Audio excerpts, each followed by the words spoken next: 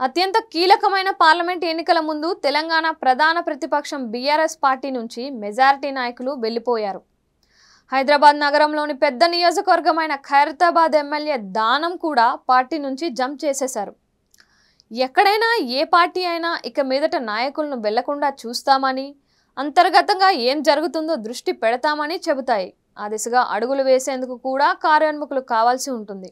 కానీ ఈ తరహా పరిస్థితి బీఆర్ఎస్లో ఎక్కడా కనిపించడం లేదు. వెళ్ళిపోయిన నేతలపై మాటల దాడులు, ఫిర్యాదుల దాడులతో సరిపెడుతున్నారే తప్ప బుజ్జగింపులు ఎక్కడా కనిపించడం లేదు. ఇక తాజాగా బీఆర్ఎస్ పార్టీ రెండో స్థానంలో ఉన్న నాయకుడు మాజీ మంత్రి కేటీఆర్ మరింత సంచలన వ్యాఖ్యలు చేశారు.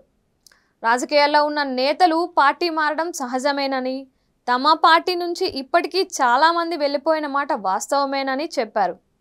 అయితే పార్టీకి ఏం పర్వాలేదు అని అన్నారు. తాము ఇప్పుడు వెళ్ళిపోయిన నాయకుల గురించి ఆలోచించే సమయం కూడా లేదు అని అన్నారు. వెళ్ళిపోయారు నిజమే, రాజకీయాల్లో ఇవన్నీ కామనే, పర్లేదు, వెళ్ళిపోయిన వారి గురించి ఇప్పుడు చర్చిస్తూ కూర్చోవాల్సిన అవసరం లేదు అని ఒక జాతీయ మీడియాకి ఇచ్చిన ఇంటర్వ్యూలో కేటీఆర్ వ్యాఖ్యానించారు. ప్రస్తుతం తమ దృష్టి అంతా పార్టీని బలోపేతం చేయడంపైనే ఉందని కేటీఆర్ చెప్పారు.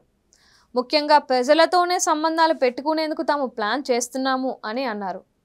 ఏ రాజకీయ పార్టీలో అయినా అప్ అండ్ డౌన్లు కామనే, దీన్ని మేము సీరియస్గా తీసుకోవడం లేదు. అయితే ప్రజలతోనే మేము మమేకం అవుతున్నాం.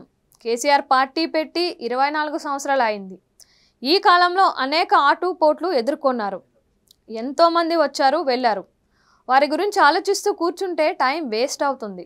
ఇప్పుడు ప్రజలను కలుసుకునే సమయం అంటూ కేటీఆర్ వ్యాఖ్యానించారు. ఇక బీఆర్ఎస్ అధినేత కేసీఆర్ కూడా దాదాపు ఇదే పందాలో ఉన్నారనే వాదన వినిపిస్తోంది. ఆయన పెద్దగా ఎవరు వెళ్ళినా పట్టించుకోవటం లేదు. అయితే పార్టీ నుంచి వస్తున్న వారిని చేర్చుకుంటున్న కాంగ్రెస్పై మాత్రం విరుచుకుపడుతున్నారు. వారికి బలం లేకే తమ బలాన్ని లాగేసుకుంటున్నారు అని ఇటీవల రైతుల కోసం జనగామ జిల్లాలో పర్యటించిన సందర్భంలోనూ వ్యాఖ్యానించారు. ఇంతకు మించి కేసీఆర్ కూడా పెద్దగా సీరియస్గా తీసుకోవటం లేదు. బహుశా గట్టిగా పట్టించుకుంటే వారి డిమాండ్లను నెరవేర్చాల్సి ఉంటుందనో, లేక పార్టీ డీలా పడిపోయిందనే వాదన వినిపిస్తోందనో భావిస్తారనే చర్చ జరుగుతోంది.